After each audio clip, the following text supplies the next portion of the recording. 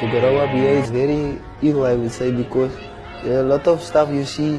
If you start being gangster, you won't get out. Yeah, you can't guarantee if you're gonna live tomorrow, because you're dead already.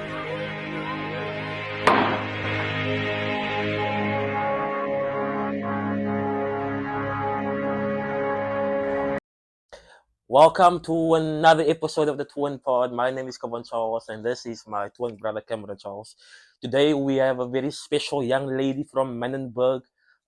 This lady is special for many reasons, but I'll tell you a quick story before the camera will be on her. When I finished Cami at UWC, right?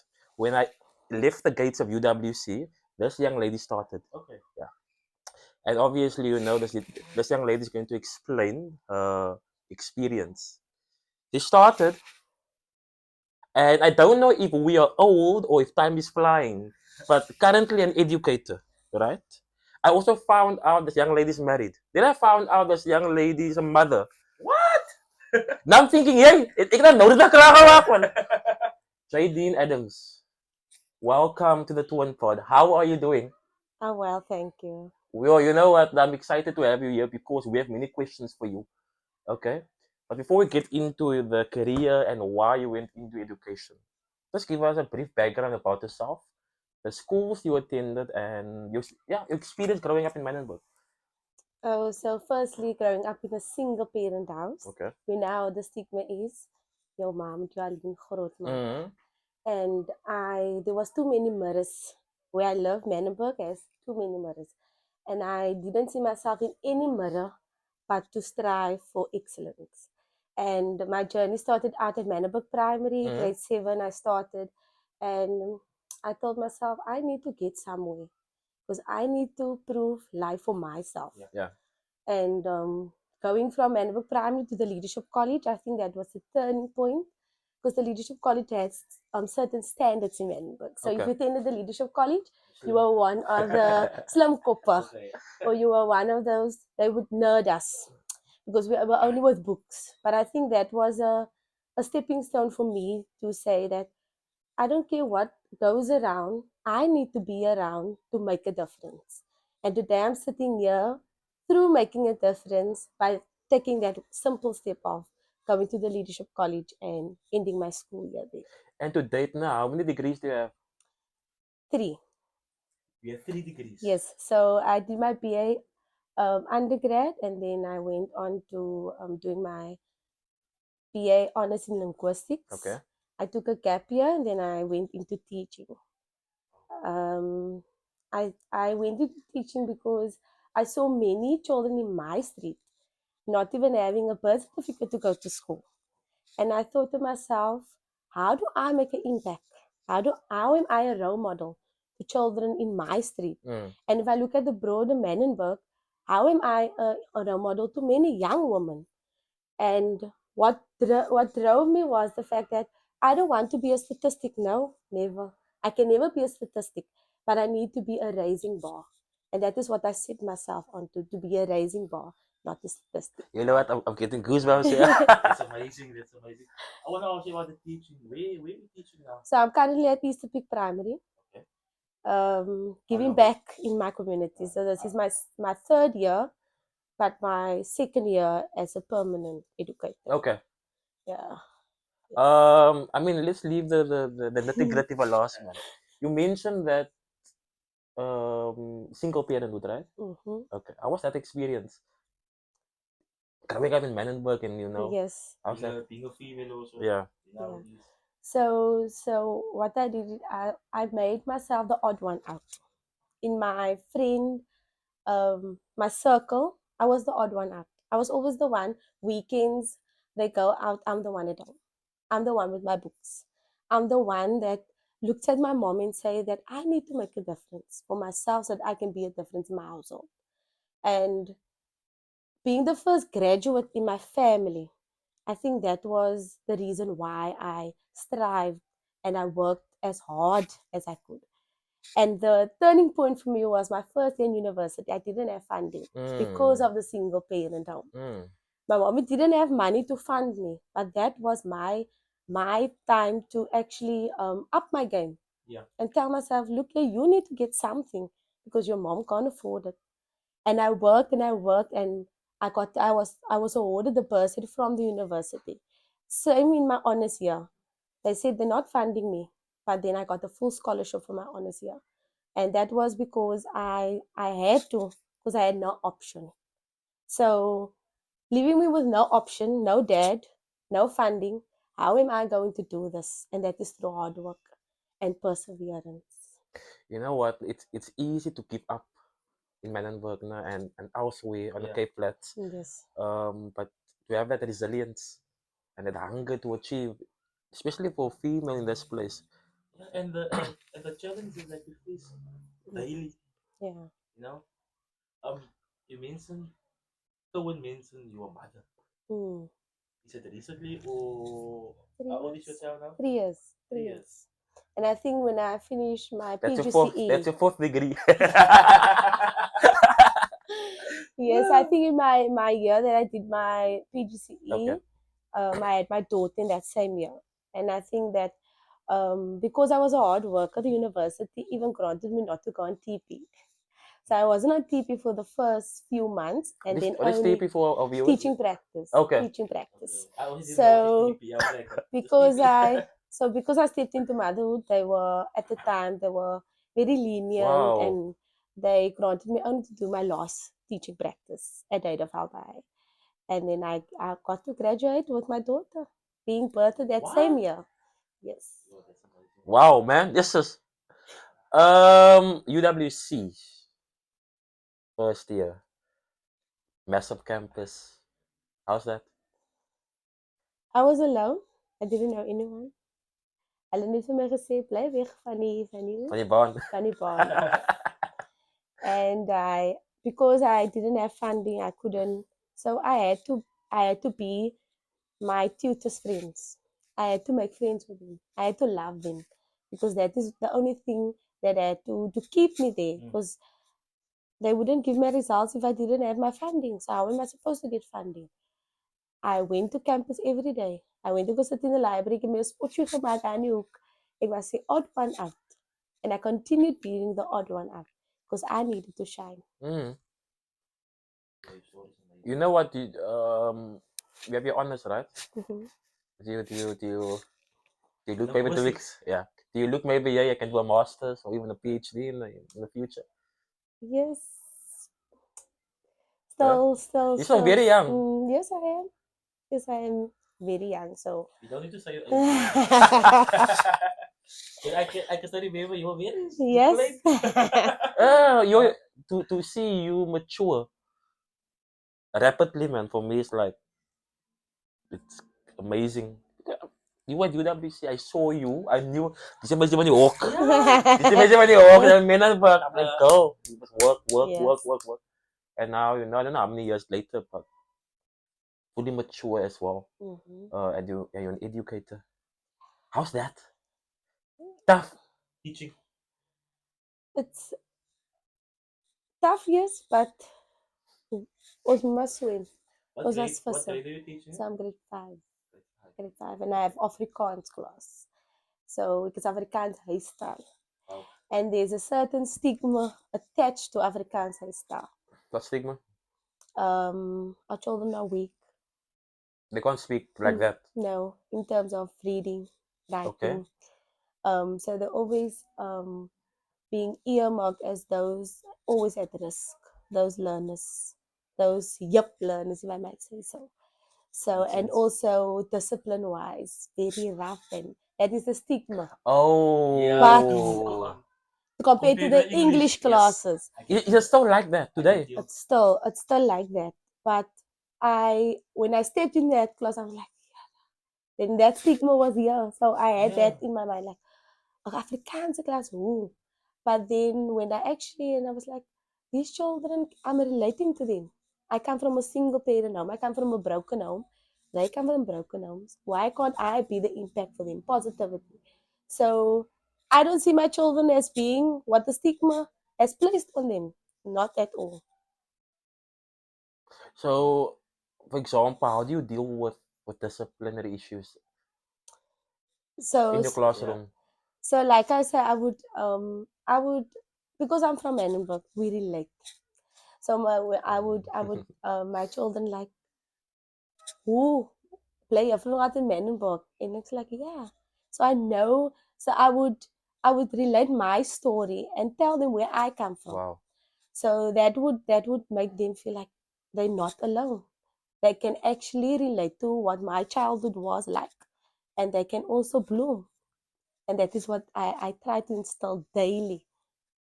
What do you think what do the young teachers bring to the school compared to the teacher from other generation? I would say a vibrant energy, Okay. because I'm the vibrant, I'm life in there, Yeah. because, and I'm love in there. And because our children don't get the love that we give at school. Mind you, I had QMS today, and the HOD came to my class like, they're very busy, they're all over the show. I told him like, this is the kind of love we give. If they're all over the show, this is the type of love they get My from brother, me. my brother is so confused now. You mentioned QMS. Oh. Wat is daai kar?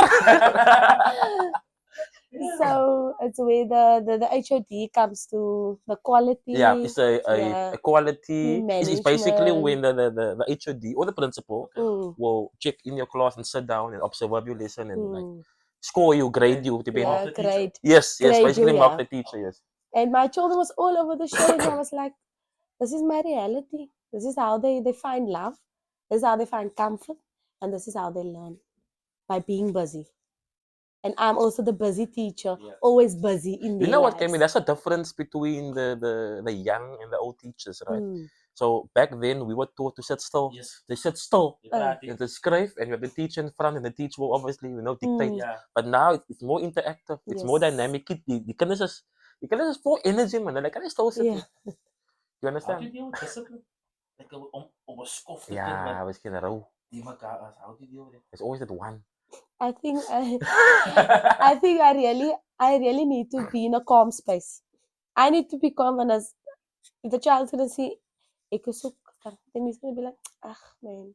So I'm the calm. I'm the one that's always, ek gaan maar die minste, so sal ek sê. And then we have our school has a very close discipline. Like we have different third parties, even our foreman, they're all part of the discipline. So if as ene keer line trap, they're always there to cover you, so you never feel alone. You're never swimming on your own. There's always help. There's always a hand that would stand in and be like, okay, I'm gonna take it. If you can't, I'm there. So that is how my team is at school. So discipline for me is like, my first year I went into school and it was like, who was your eerste year? And I'm like, mine was the best. And they're asking, how? Because we drowning. I say, no, I'm surviving. I'm swimming because I have a great team behind me. And there's non-teaching staff, teaching staff, whoever you are, they support you. Do you think now when you love the kids, it's easier to teach? Yes, it is. They can pick it up now. Yeah, they do. They They notice everything. As if vandag my hare nie reg gekam het nie, they gonna And be they're very honest. observant. They're gonna tell me, why do you look like this? So Grade- the way grade I look, fives. yes, they're very observant. If I have a new knip in my hair, they would be like, juffrou het 'n nuwe knip in.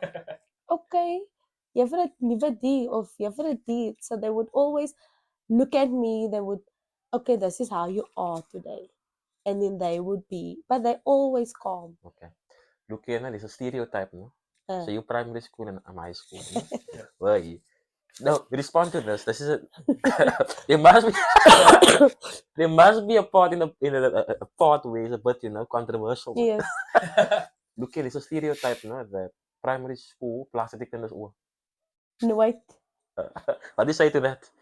I, Because when the reason I'm asking this on a serious note, Yeah. when they get to grade 8, they can't read. yeah. So what do you do in primary school? For example, whatever child gets for 2 years in struggling, you get one skill report. What do you do? Do you keep it or do you put it over? So in my case, I would so remember my class Afrikaans. So automatically when they get to me, they'll be like, "Hulle is almal swak." Yeah. Like when I started out in my first year, I had about 20 odd YUP learners.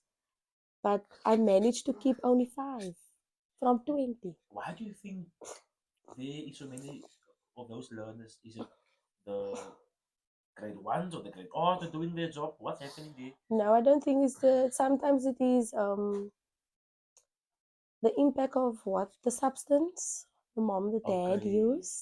So you can see what type of child you're dealing with. But like I always make mention of this. I had a boy in my grade 4 class when I started out. He couldn't read, he couldn't write. He wrote literally Chinese. Yo. And when I worked with him, so I worked with him every day, whether it was 1 page a day. And then that year I called in the parents and I told them, look here, this is what the child is representing to me, Yeah. but we've gotten somewhere. And the parents like, okay, we agree to keep him. And he repeated grade 4, he's with me now again. Mm. He's writing paragraphs. He's Wow. writing essays. Wow. He's Yes, doing maths. He's in my top 10. What? That same child that I got in grade 4 that could not write, could not read, can read any book with any standard of words. It's not everyone with that patience. I must be very honest with you. Yeah. You know, when you have 15 a class, it's difficult to give that individualistic Yes. attention. Okay, so to do that and to sit with this boy individually and to call in his parent and say, listen, there's a problem here, but I'm going to try and help him. What if all 50 like that? Tough, eh? But I But always say, there's a special school now. yes, Service stream. service stream, Yeah. schools of skills, yeah. So many students would earmark them at a very young age, but like I say, he was earmarked, but then he's not on the SOS list anymore. So it sometimes it is also the help at home, parent, teacher, parent, teacher, parent, teacher. So if there is that collaboration, Yeah. I think that would work. That makes our children stronger. If there's a collaboration, I send homework home, mom struggles to help, come back, we consolidate. Okay, now this is what mom understood, this is what teacher gave, so then we collaborated and it's like, okay, this is gonna work. Like what I did with my children now recently, they struggle with division. I'm honest, they're struggling with division. But then I told them, okay, I'm giving homework. Come with a method that mommy or daddy figured out for you when you come to class. We came to class, we had 3 different methods. And the one method worked. And now we're ending of the week with division in our pocket. Wow, look at that technique. Brilliant. And this is not to bash the old teachers, please. Don't come for me. I'm just saying that innovative young minds, people that have fresh ideas, right? And it must obviously extend beyond education. It must go into the health and politics, and you understand? Yeah. We need young people to really implement themselves. Do you see yourself doing high school one day? No, to be honest. Why not? It's lekker. I love my kiddies. I love my children, my babies. I call them my babies. I love them. Yo, look here now. I'm teaching grade 8 now for the first time. Yo! Sir, he touched me. Sir, he looked at me. Sir, he threw me with a paper. How do you deal with that? Ik raak pas mau, man. Ik krijg een raas. Ik krijg een raas. I just sometimes I just tell them, I think you need to take responsibility or ownership. Stand up for yourself also. Petty things like he took my pencil. How do you just go to him and ask for your pencil? If you can't get the pencil, then I'm gonna be the teacher voice. I'm like, just give it. The worst one is, sir, he's looking at me. Wat moet ik maken? Maak toe je hoor. Look here, another stereotype. Ne? Respond to this.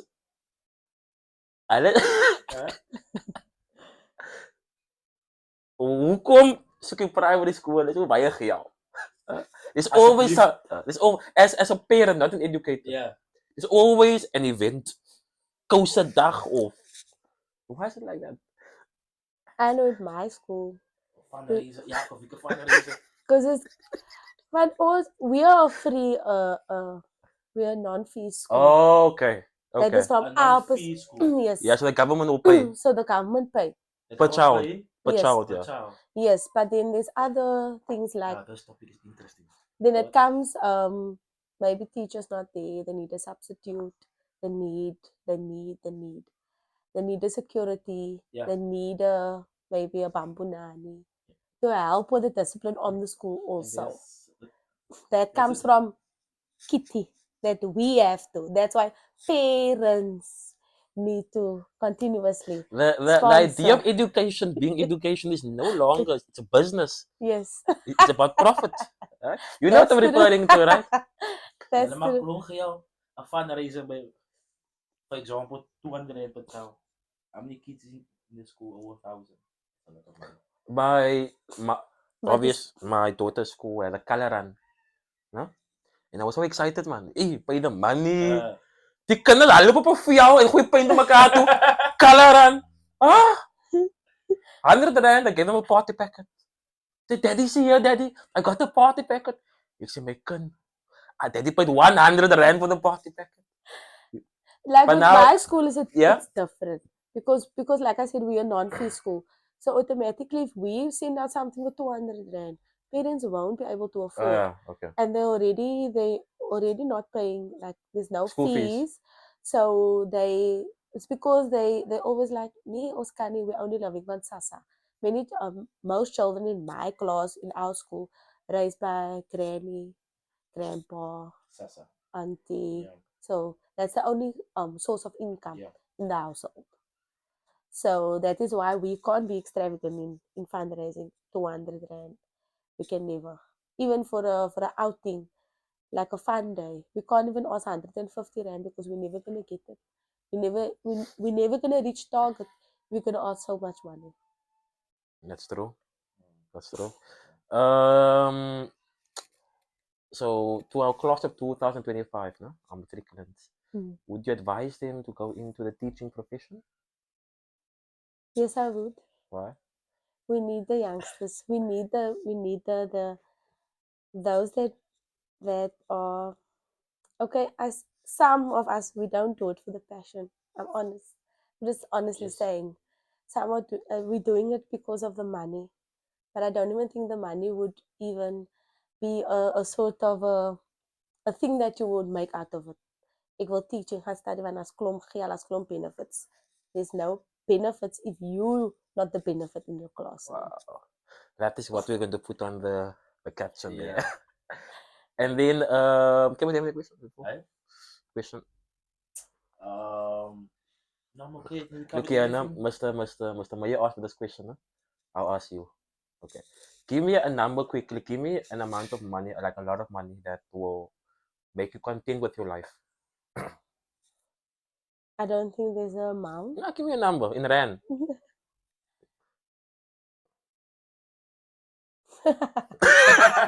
Say that.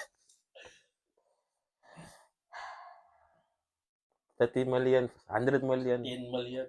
or 3 rand. Give a I don't know. It can be. Give me an amount. Just any amount. Where you and your daughter and your husband, whatever, will be content. Whatever. No stress, nothing. Just give me a number. 100K. 100K. 100K. 100. Okay, 100,000. Yeah, liquor teacher, huh? Okay, 100. No, man. Let's say 100 million, huh? It's fine. 10 10 million. Okay, now sorry. 10 million, huh? Now look here. You get 10 million now, no? I'll give you 10 million rand. But you are never allowed to enter a classroom. You are never allowed to teach. You are never allowed to influence a child's life. What are you going to do? Are you going to take the money, or are you going to continue with your profession? I'll continue with my Why? profession. Because I'm not in it for the money. I'm in it for the child. And that is how we end. To one pod!